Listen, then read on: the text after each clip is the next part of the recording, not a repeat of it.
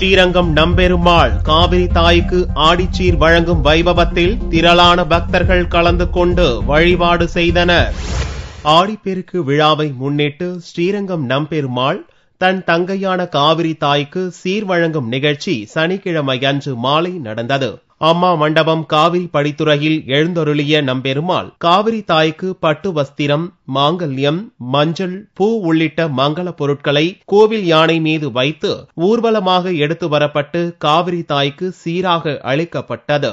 ரங்கநாதரை சேவிச்சுக்கிட்டு 16 வகையான சம்பத்துகளையும் பெற்று இந்த ஆடி 18 மென்மேலும் பெருகு எடுக்கணும். ஆடி 18 என்பதே பெருக்கெடுத்து ஓடணுன்ற மாதிரி அந்த மாதிரி இந்த ரங்கநாதரை சேவிச்சா மென்மேலும் பெருகிட்டே போகும் நம்ம செல்வங்கள்லாம்.